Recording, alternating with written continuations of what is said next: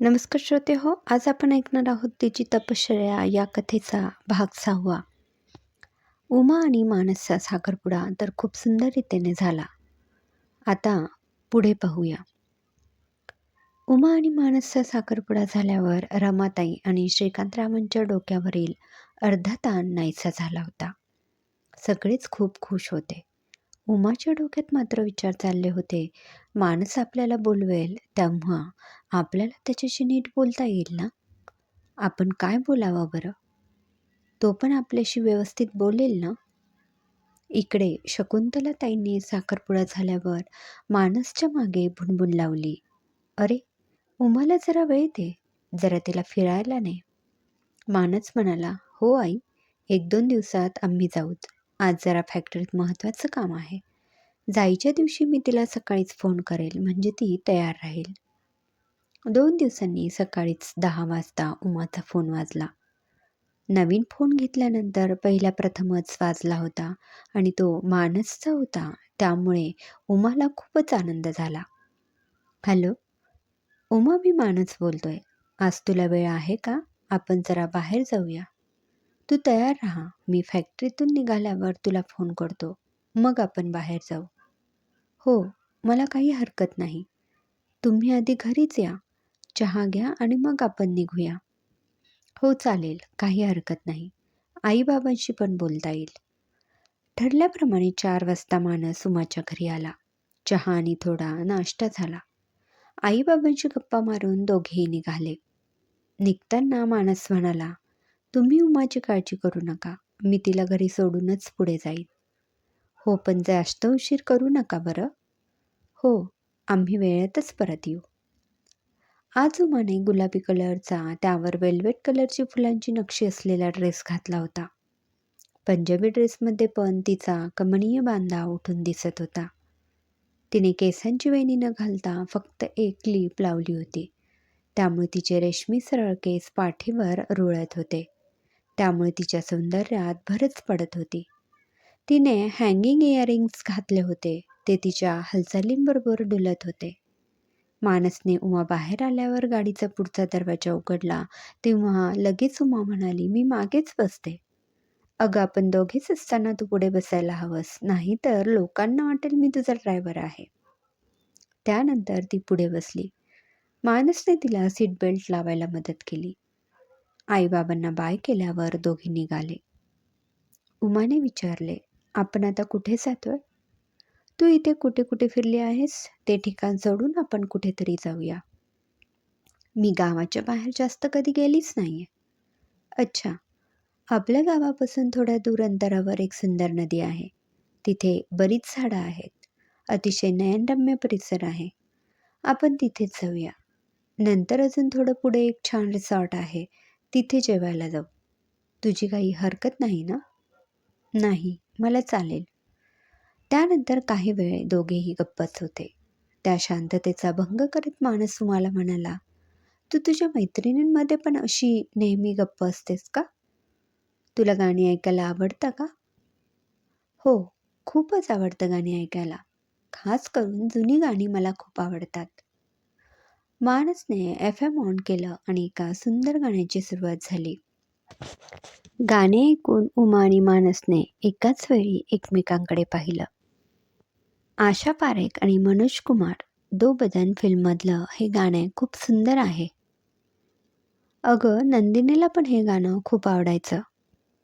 नेहमी हेच गाणं गुणगुणत असायची. नंदिनी? जिच्यावर माझं मनापासून प्रेम होतं ती नंदिनी. तिचा आवाज पण खूप छान होता. नंदिनीताईंबद्दल जाणून घ्यायला मला नक्कीच आवडेल. अर्थात तुम्हाला चालणार असेल तर. नंदिनीबद्दल मला तुला नक्कीच सांगायचं आहे. तुझ्याबरोबर आयुष्य काढायचं तर तुला मी अंधारात ठेवणार नाही. अर्थात तिच्याबद्दल सांगायचं म्हणजे असे एका भेटीत सांगून होणार नाही. तुम्ही आज थोडं सांगा, थोडं नंतर सांगा. तुम्हाला पण त्यांच्याबद्दल बोलायला नक्कीच आवडेल, नाही का? तुमची आणि त्यांची भेट तरी कशी झाली? अगं, आमची दोघांची भेट कॉलेजमध्येच झाली. झाली ती पण अगदी फिल्मी स्टाईलमध्ये भांडण होऊन. काय म्हणता? पण तुम्ही असे भांडणारे वाटत नाही. भांडणारा नाहीच आहे मी, पण आपल्या तत्वावर अडून राहणारा नक्कीच आहे. काय झालं माहिती आहे का? कॉलेजचा पहिलाच दिवस होता. मी आणि माझा मित्र एकाच बेंचवर बाजूबाजूला बसलो होतो. सर आले नव्हते म्हणून तो मित्र म्हणाला, मी जरा वॉशरूमला जाऊन येतो. तो गेला आणि ह्या मॅडमने पूर्ण वर्ग भरलेला असताना एखाद्या नायिकेसारखी वर्गात उशिरा एंट्री घेतली. त्यांना कदाचित घरून निघायला उशीर झाला असेल. त्यांनी मुद्दाम उशीर नसेल केला. ऐक तर खरं, ती माझ्या बाजूला येऊन बसू लागली. मी तिला सांगितलं की माझा मित्र वॉशरूमला गेलाय, तो इथे बसला आहे. तर तिला राग आला आणि म्हणाली की तुम्ही अशी जागा अडवून ठेवू शकत नाही. तुमचा मित्र मागे बसेल. मी तिला सांगितलं की तुम्ही मागे बसा. तर ती म्हणाली मला मागे बसायला आवडत नाही. मी तिला सांगितलं मागे बसायला आवडत नाही तर लवकर यायचं. तिच्या वर्मावर बोट ठेवताच ती माझ्याशी भांडायलाच लागली. अजिबात उठली नाही तिकडनं. माझा मित्र आला आणि तो म्हणाला चला आपण मागे बसू. एखादा मुलगा असता तर हाताला धरून आम्ही उठवलं असतं, पण मुलगी होती म्हणून मग आम्ही मागे जाऊन बसलो. पुढे काय झालं पण? भांडण झाल्यावर तुम्ही बोलायला कसे लागलात? काय विचारू नकोस. ती तिथे बसली खरी, पण नंतर पूर्ण लेक्चरभर तिला पश्चाताप होत होता. ती मनाशी विचार करत होती, आपण हे वागलो ते बरोबर नाही वागलो. लेक्चर संपल्यावरती आमच्याजवळ आली आणि मला आणि मित्राला सॉरी म्हणू लागली की मी तेव्हा रागाच्या भरात बोलले, पण मला असं वागायला नको होतं. अच्छा, मग त्यानंतर तुमची मैत्री कशी झाली? उमाच्या मनात आलं, नंदिनीबद्दल बोलताना मानस किती भरभरून बोलत आहे. मानसच्या डोळ्यासमोर त्याच्या आणि नंदिनीच्या भेटीचा पहिला प्रसंग जसंच्या तसं उभा राहिला. त्या दिवशी त्याने तिला प्रथमच पाहिलं होतं. तिच्या गोल चेहऱ्याला बदामाकृती तेजस्वी डोळे खूप सुंदर दिसत होते. तरतरीत नाक, ओठांची महिरप सारंश पाहणाऱ्याला भुरळ पाडणारं होतं. केसांचा तिने शोल्डर कट ठेवला होता. तो तिला शोभून दिसत होता. क्षणभर त्याला गहिवरलं. तो मला म्हणाला.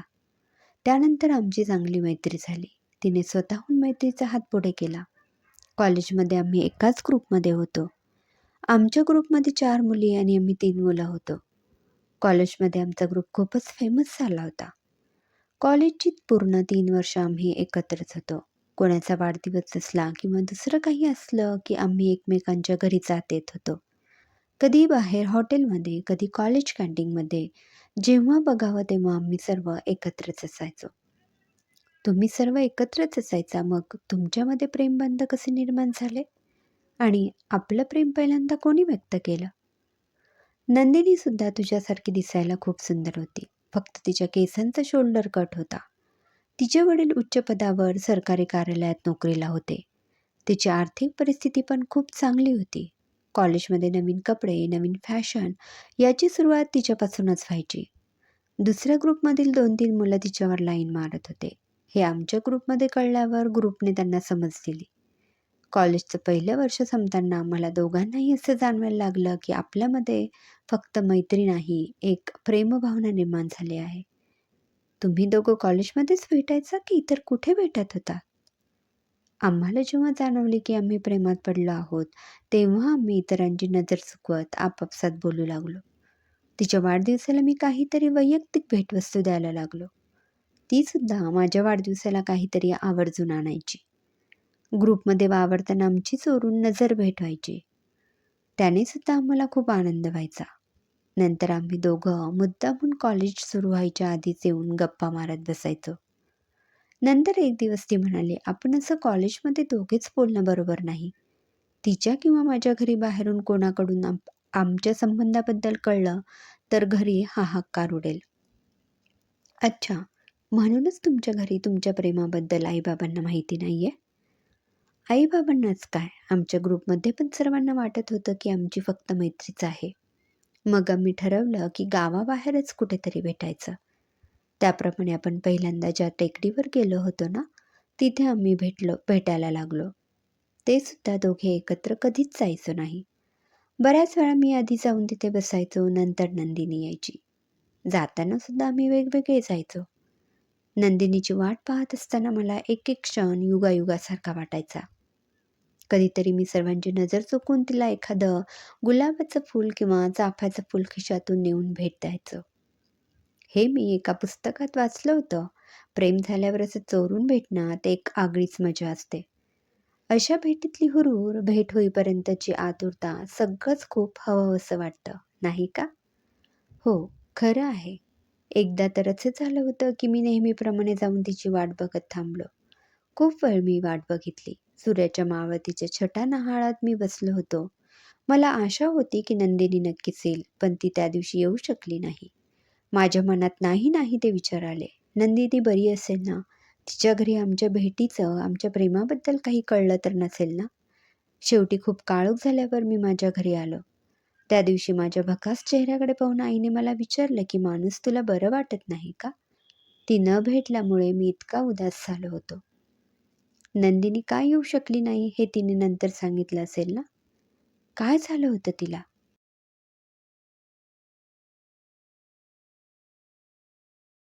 जसा नंदिनी न भेटल्यामुळे मी उदास झालो होतो, तशीच नंदिनीची पण परिस्थिती होती. त्यामुळे दुसऱ्या दिवशी आम्ही दोघेही लवकरच कॉलेजमध्ये गेलो. तिथे ती आल्यावर तिने सांगितलं, की तिला पाहायला कोणी मुलगा आला होता. त्यामुळे तिच्या आई-बाबांनी तिला घरीच थांबायला सांगितलं. बापरे! हे कळाल्यावर तुम्हाला खूपच त्रास झाला असेल, नाही का? त्रास म्हणजे आम्ही दोघेही हादरून गेलो होतो. जर त्या मुलाकडच्यांकडून होकार आला असता, तर नंदिनीला आई-बाबांना समजावणं कठीण झालं असतं. पण त्यांना नंदिनी जास्तच स्मार्ट वाटली. त्यांना साध्या राहणीची मुलगी हवी होती. म्हणून त्यांनी नकार कळवला. ते आमच्या पथ्यावरच पडलं. काही दिवसांकरिता का होईना आम्हाला विचार करायला वेळ मिळणार होता. हो, म्हणजे आता नंदिनीसाठी स्थळं यायला लागली होती. तिने तिच्या घरच्यांना कसं काय सांभाळून घेतलं? कॉलेजच्या शेवटच्या वर्षाला असताना आम्ही दोघांनी ठरवलं, की आपण आता आपापल्या घरी सांगूया. नीट समजावून सांगितलं तर घरचे ऐकतील. दोन्ही घरचे लोक शिकले सवरलेले होते, म्हणून आम्हाला आशा होती. पण मग तुम्ही घरी सांगायच्या आधीच नंदिनीताई गेल्या का? हो. आम्ही दोघांनी घरी सांगायचं ठरवलं आणि काही दिवसातच तिचा ॲक्सिडेंट झाला. बापरे! असं कसं झालं ॲक्सिडेंट? एक दिवस ती आणि तिच्या शाळेत असल्यापासूनच्या 4 मैत्रिणी तिची गाडी घेऊन बाहेर फिरायला जात होत्या. सुनसान रस्ता होता म्हणून नंदिनीने गाडीचा वेग वाढवला होता. इतक्यात समोरून एक ट्रक वेगात आला. ट्रकने यांच्या गाडीला धडक दिलीच असती की हिचा स्टेअरिंग व्हीलवरचा ताबा सुटला आणि गाडी खाली दरीत कोसळली. बापरे! हे सगळं खूपच भयानक आहे. ही भयंकर घटना घडल्यावर सुद्धा पोलिसांना तिथे पोहोचायला बराच वेळ लागला, कारण प्रत्यक्ष अपघात पाहणारं कोणीच नव्हतं. त्या ट्रक ड्रायव्हरनेच पोलिसांना माहिती दिली, की अमुक-अमुक ठिकाणी असा अपघात झाला आहे. त्यानंतर पोलिसांनी शोध घ्यायला सुरुवात केली. म्हणजे नंदिनीच्या घरच्यांना कधी कळलं अपघात झालाय ते? रात्र झाली तरी या मुलींपैकी कोणीच घरी परतले नाही, तेव्हा एकमेकांच्या घरी फोन केले गेले. सगळ्यांनी पोलीस स्टेशनमध्ये धाव घेतली. त्यानंतर पोलिसांनीच त्यांना सांगितलं, की अशा एका गाडीचा अपघात झाला आहे. पोलिसांनी शोध घेतल्यानंतर आधी सुरुवातीला फक्त अतिशय वाईट अवस्थेत गाडीच मिळाली. कदाचित त्वरित मदत मिळाली असती तर त्यांच्यापैकी आज कोणी जिवंत असतं का?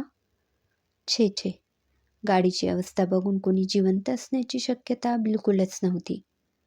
आमच्या ग्रुपला जेव्हा कळलं तेव्हा आम्ही तिघे घटनास्थळी लगेचच गेलो. तेव्हा उजेडायला सुरुवात झाली होती. इतक्या भयानक अपघातानंतर काय झालं असेल पाहूया पुढील भागात. क्रमशः. लेखिका सीमा गंगाधरे. श्रोते हो, कसा वाटला कथेचा हा भाग कमेंटमध्ये नक्की कळवा. पुन्हा भेटूया कथेच्या पुढील भागात. धन्यवाद.